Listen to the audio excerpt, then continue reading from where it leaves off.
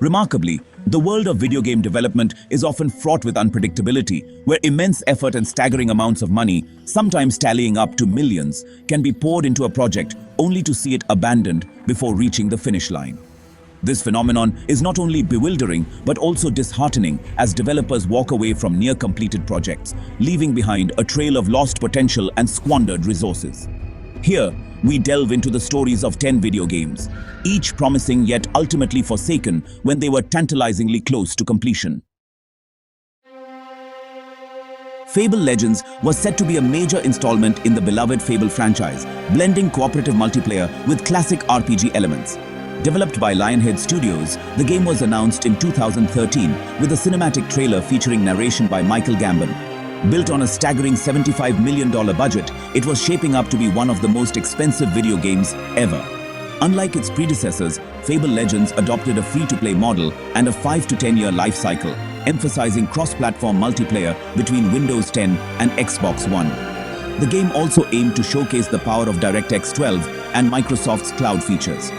A closed beta launched in October 2014, drawing attention with its asymmetric multiplayer, where a team of 4 heroes would battle against a player-controlled villain. Despite years of development, Microsoft abruptly cancelled the project in March 2016 and shut down Lionhead Studios, citing strategic shifts in game development. The beta officially ended on April 13, 2016, with all players refunded for in-game purchases. Many fans lamented the decision, as Fable Legends could have revitalized the franchise with its fresh approach to cooperative storytelling.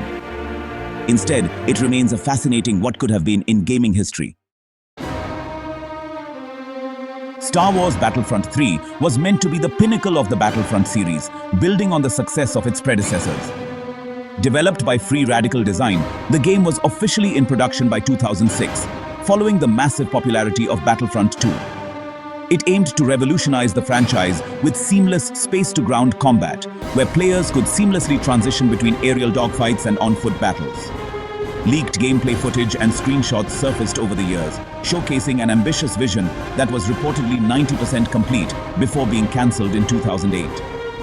While Free Radical Design never gave a full explanation, insiders suggested issues with LucasArts' financial struggles and management changes contributed to the game's demise. The cancellation remains one of the most infamous in gaming history, particularly because Battlefront 3 was so close to completion. Later, Electronic Arts revived the Battlefront franchise, but their version, while visually stunning, lacked the depth and beloved mechanics that made the originals so memorable.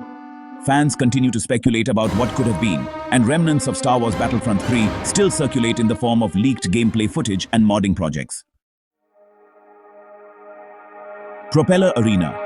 Aviation Battle Championship was an aerial combat game developed by Sega AM2 for the Dreamcast. A victim of tragic timing, it was set to release on September 19, 2001, just days after the September 11th attacks. Due to concerns over its resemblance to real-world events, Sega cancelled the game indefinitely. Propeller Arena had 4 distinct modes: a story-driven championship mode, quick battle skirmishes, a training arena, and an online multiplayer mode, a standout feature for the Dreamcast. The game also supported force feedback with the Dreamcast Jump Pack, offering an immersive experience. Despite being fully developed and ready for launch, Sega never revisited the title, even after the immediate sensitivity surrounding 9/11 faded. This was a significant loss, as the Dreamcast was already struggling in the marketplace. Propeller Arena could have been a much-needed boost for the console's online multiplayer scene. Today, fan-made ROMs circulate online, allowing curious players to experience what might have been one of the Dreamcast's best multiplayer games. Sam & Max, Freelance Police was poised to be a triumphant return for point-and-click adventure games. LucasArts developed the sequel to the 1993 cult classic Sam & Max Hit the Road. The game followed the misadventures of Sam, a wisecracking anthropomorphic dog, and Max, his unpredictable rabbit partner. Development began in 2002, led by Michael Stemmel, with input from Steve Purcell, the original creator of Sam & Max. The game was intended to feature a fully 3-dimensional world, slapstick humor, and traditional adventure gameplay.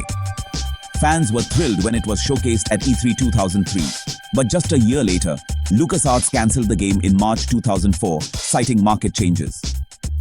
The decision was met with backlash from fans and industry insiders, who saw it as a death knell for the adventure game genre. Fortunately, the cancellation wasn't the end.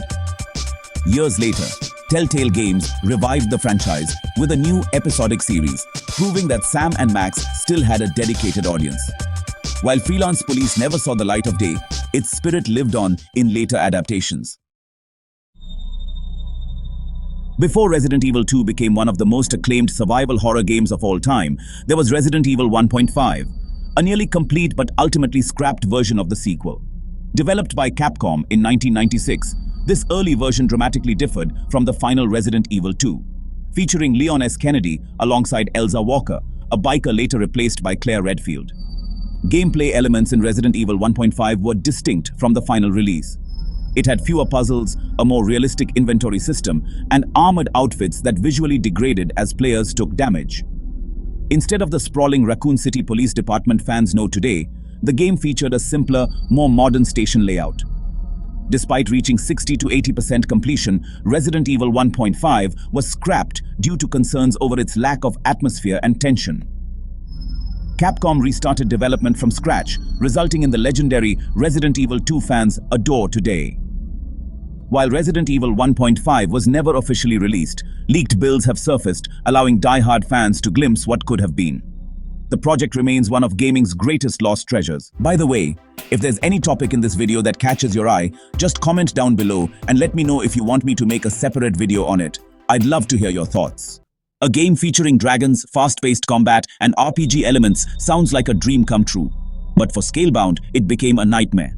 Developed by Platinum Games, this action RPG was announced in 2014 as an Xbox One and Windows exclusive, featuring Drew, a warrior who fought alongside a massive dragon named Thuban. Unlike Platinum's signature fast-action games like Bayonetta, Scalebound emphasized open-world exploration, cooperative multiplayer, and graphically intensive environments. It was ambitious, perhaps too ambitious. The development team struggled with the Unreal Engine 4, and the game's promise of seamless action with AI-controlled dragons proved technically challenging. After repeated delays, Microsoft officially cancelled Scalebound in 2017, citing development struggles and resource limitations. Fans were outraged, and Platinum Games later admitted they had bitten off more than they could chew. Despite rumors of a revival, nothing has materialized, making Scalebound one of gaming's most painful cancellations. Few cancelled games have been as controversial as 6 Days in Fallujah. Originally developed by Atomic Games, this tactical first-person shooter aimed to depict the Second Battle of Fallujah from the Iraq War. Announced in 2009, it was intended to offer a realistic, narrative-driven military experience, showcasing the brutal urban combat faced by US Marines and Iraqi civilians. The game immediately sparked outrage, with critics arguing that it was too soon to depict such a tragic and politically charged event. The backlash led publisher Konami to withdraw support, leaving Atomic Games struggling to find a new backer. In 2011, Atomic went bankrupt, and 6 Days in Fallujah was shelved indefinitely. For years, the game remained a cautionary tale about realism in war games. However, in 2021, publisher Victura announced a revival, promising a sensitive and historically accurate depiction of the battle. While a modern version eventually launched, the original iteration of 6 Days in Fallujah remains a lost piece of gaming history. NBA Live 13 was meant to be EA Sports' triumphant return to basketball gaming after the failures of NBA Elite 11.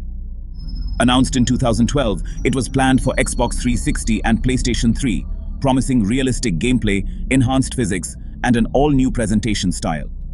However, development quickly spiraled out of control.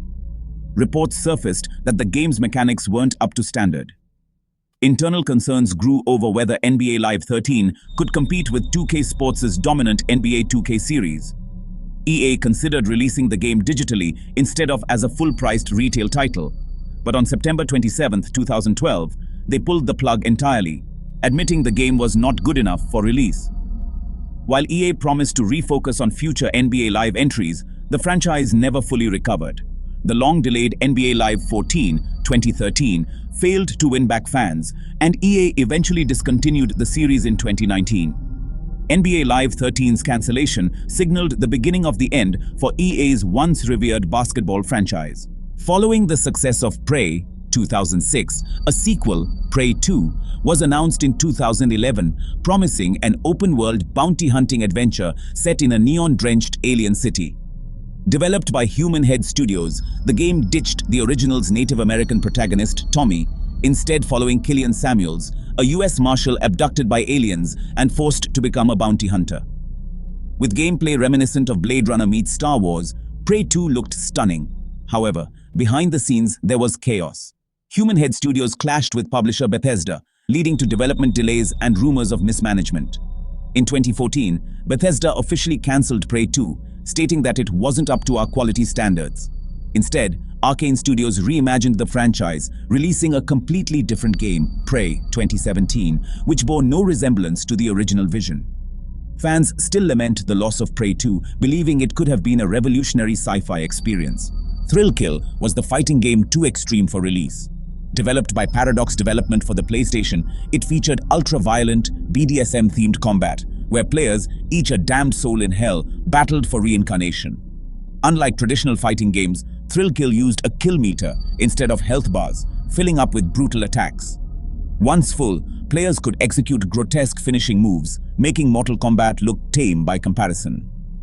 The game pushed boundaries with 4-player combat, something rare in fighters at the time. Despite being 99% complete, the game was cancelled in 1998 after Electronic Arts acquired its publisher, Virgin Interactive. EA found the game too violent and morally questionable, refusing to release it.